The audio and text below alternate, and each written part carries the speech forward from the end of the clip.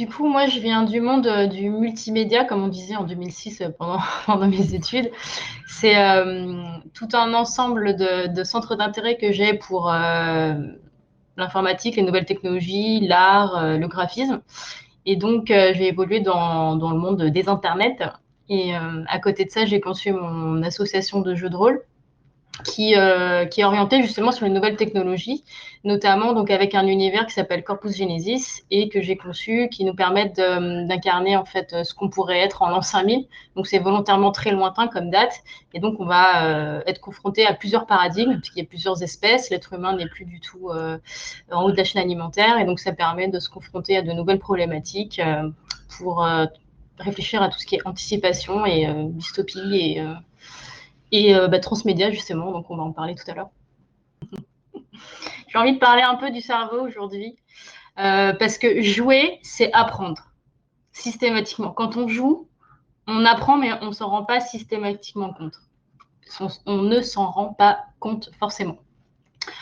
En fait, le rapport avec le transmédia, c'est que comme c'est plusieurs supports différents et que c'est assez tentaculaire et que c'est plusieurs domaines différents, ça permet de stimuler différentes parties du cerveau. C'est pour ça que j'ai fait un petit schéma avec plusieurs parties du cerveau, parce qu'on va optimiser l'apprentissage et la créativité.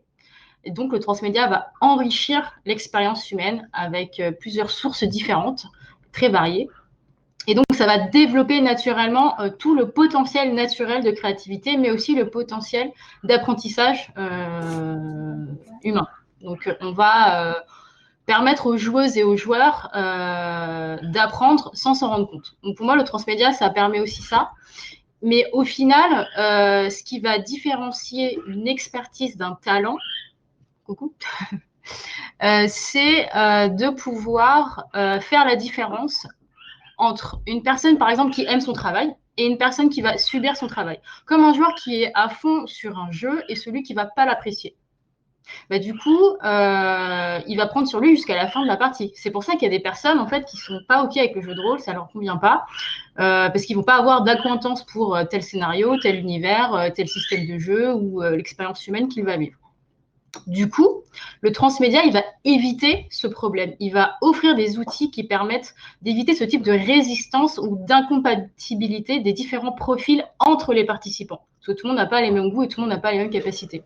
Du coup, entre la forme du jeu, le système de jeu et l'interaction d'apprentissage, donc en gros la relation entre l'individu et le jeu, ça va permettre d'unifier un petit peu tout ça. Donc là, je vais passer à la diapo suivante, qui est les potentiels d'apprenants, donc les différents profils. C'est aussi des profils de joueurs. Un profil d'apprenant, c'est un peu la même chose.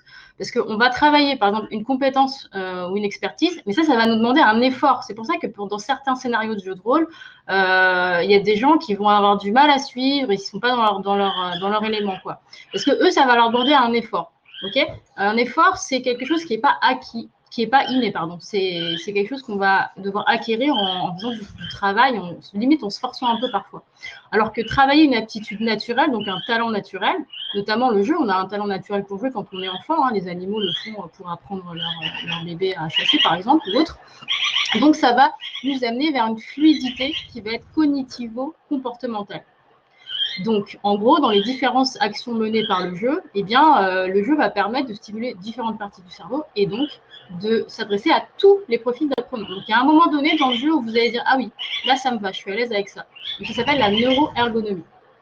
On va prendre par exemple une personne qui est déjà friande de lecture. Comme ça va vous donner un exemple bien concret pour que vous compreniez bien. La personne, elle est friande de lecture, d'écriture, ou même toute forme d'expression artistique, peu importe. Donc, elle aura entraîné son cerveau à développer naturellement une capacité d'abstraction, puisqu'elle va s'entraîner à force de lire, à force d'écrire, etc. Donc, elle va visualiser l'univers qu'elle va créer. Du coup, ça va lui permettre de construire sans effort particulier un environnement qui va être immersif, donc beaucoup plus facilement. Et ça va lui offrir une économie, d'accord, une économie d'effort par rapport à cette imagination et cette visualisation. Donc, elle va garder cette réserve d'énergie qui, elle, va être utilisée par des personnes qui, par exemple, n'ont pas cette acquaintance, n'ont pas cet entraînement. Donc, elle va garder cette réserve d'énergie qu'elle va consacrer à un autre aspect du jeu de rôle. Donc, quand cette personne qui adore la lecture va jouer un jeu de rôle, eh bien, elle pourra garder cette réserve d'énergie pour travailler autre chose, donc la stratégie, le roleplay, les relations interpersonnelles, etc. Ce qui signifie que chaque profil de joueur qui va avoir des réticences plus ou moins importantes, en fonction de l'aspect du jeu qui leur convient ou pas, ben, elles ne vont pas être toutes dépendantes du meneur du jeu. C'est pour ça qu'il ne faut surtout pas dire « Ah, bah, j'ai pas aimé ce jeu-là parce que le meneur n'était pas bon ». Pas forcément. C'est peut-être parce que, justement, vous aviez plus d'efforts à faire sur certains aspects d'un jeu. Et donc, le transmédia va permettre d'éviter ça puisque vous allez pouvoir explorer le scénario ou l'univers à travers un autre type de jeu. Donc, le transmédia va apporter une facilitation dans divers domaines, d'une part, pour s'adresser à tous les profils d'apprenants, tous les profils de joueurs, et un plus grand choix donc, pour les joueurs, puisqu'ils vont avoir pas uniquement le jeu de rôle sur table à expérimenter, mais du cosplay ou du GN ou ce qu'on veut. Donc, ça va leur éviter une charge cognitive ou psychique qui va bloquer du coup cette production de dopamine. Et c'est pour ça qu'on se dit, moi, si je produis de la dopamine, c'est que je prends du plaisir à faire ce que je fais, donc je vais solliciter mon inné et pas seulement mon acquis. Et donc, c'est pour ça que je suis friand de jeu et que ça me permet d'augmenter finalement le plaisir et donc mon expérience de jeu. Pour revenir à ce que disait tout à l'heure Marc, on peut confondre effectivement le portage d'un jeu, donc l'adaptation d'un jeu, et un jeu transmédia. Le portage d'un jeu, l'adaptation d'un jeu n'est pas du transmédia, c'est pas la même chose. Le transmédia permet de faire ressortir des aspects et des enjeux qui sont spécifiques au jeu, mais qui vont être destinés à favoriser l'immersion selon les différents profils de joueurs. Alors ça, j'en ai déjà parlé, mais je vais afficher un autre schéma qui est le cône de Dale. Le cône de Dale, c'est un cône d'apprentissage qui va cumuler en fait les différents médiums artistiques ou médiums d'expression. Et en les cumulant, ça va stimuler toutes les parties de votre cerveau et donc tous les profils d'apprenants. Parce qu'il y a certaines personnes qui apprennent en faisant, d'autres en lisant, d'autres en expérimentant, d'autres en échangeant, etc.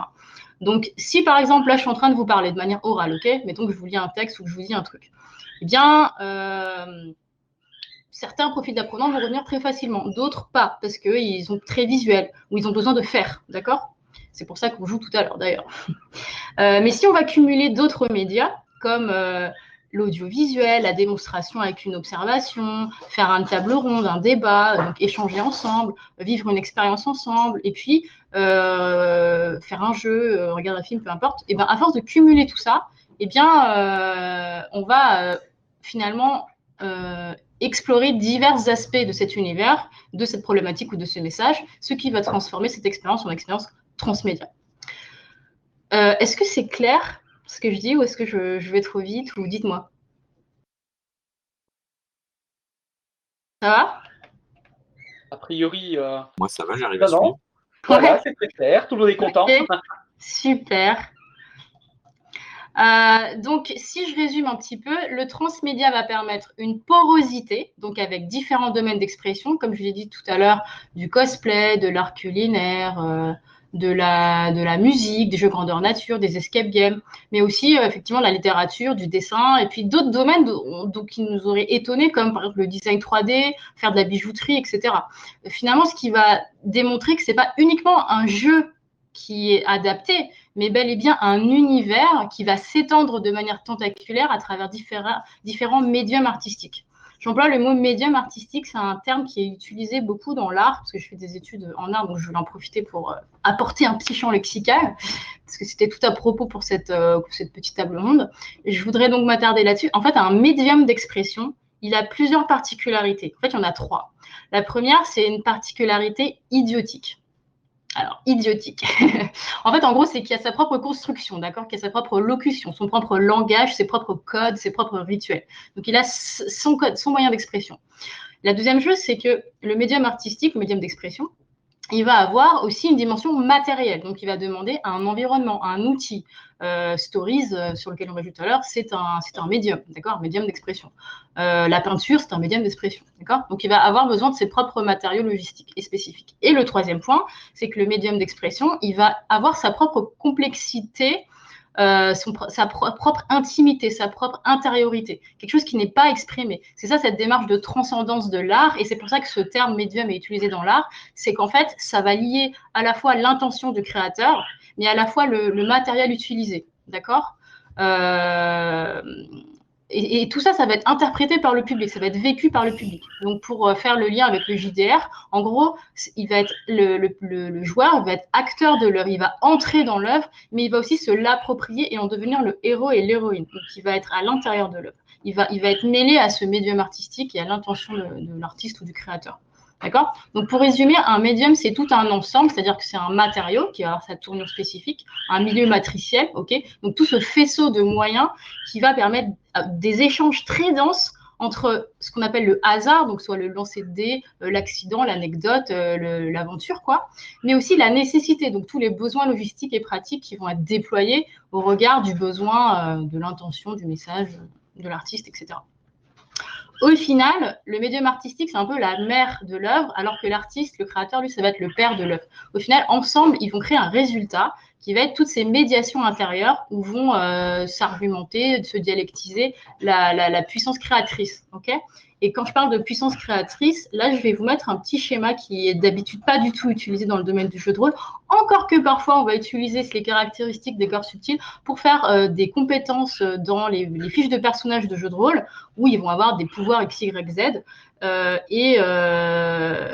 et donc, ça va permettre de créer des archétypes. Mais moi ce schéma, aujourd'hui, je ne vais pas vous démontrer de manière spirituelle, je vais vous le démontrer d'une autre manière par rapport au transmédia. Le rapport entre le transmédia et toutes ces couches, en fait, de compréhension de soi et de la relation qu'on va avoir avec l'univers transmédia.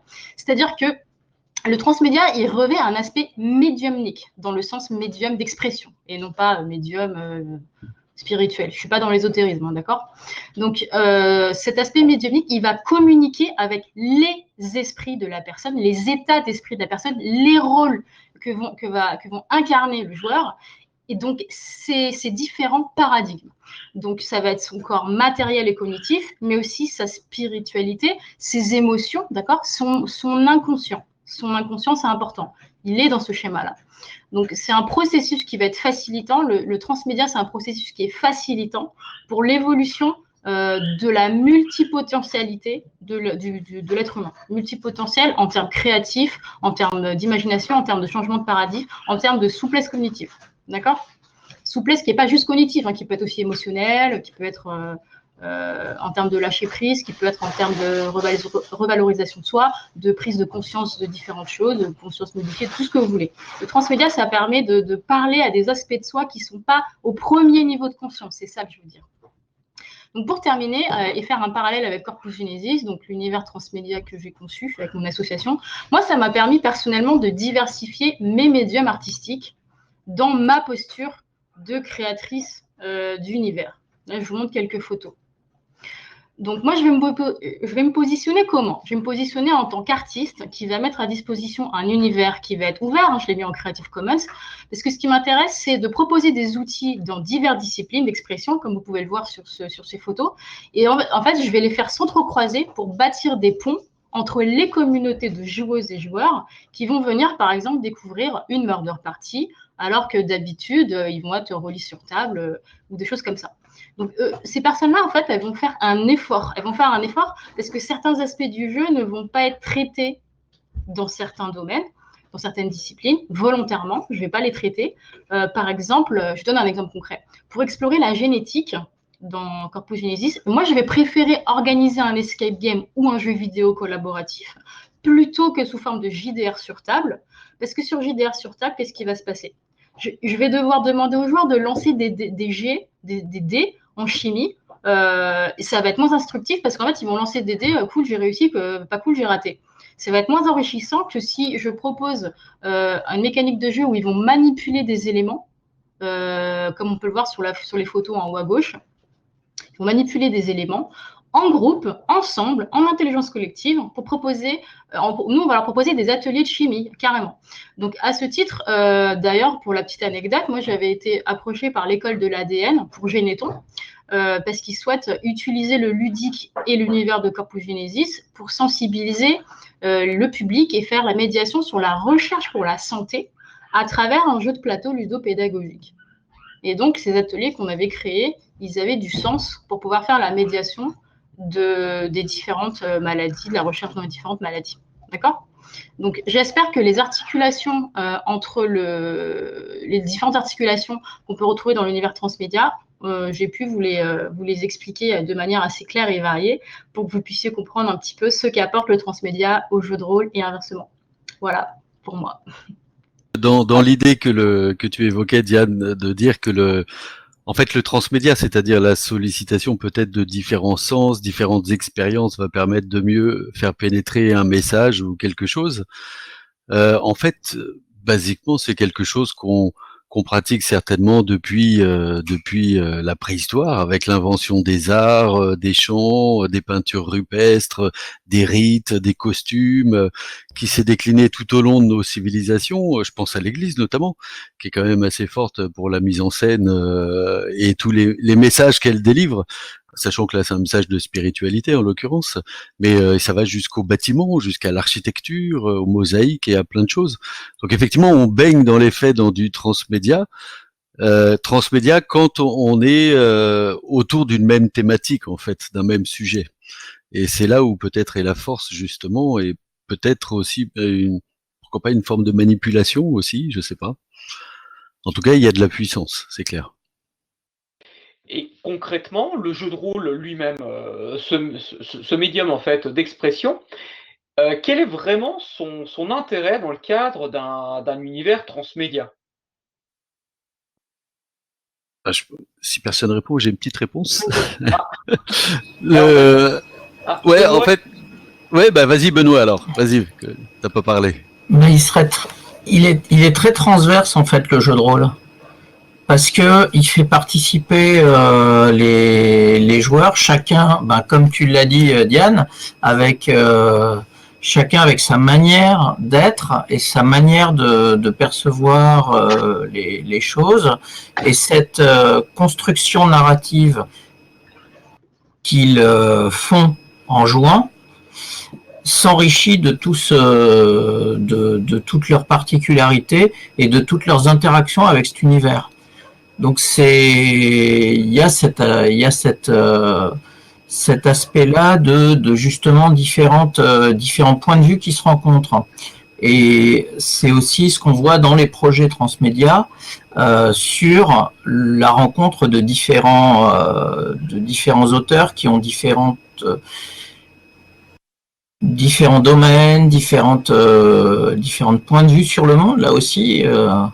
Et qui fait la richesse justement de ce type de projet.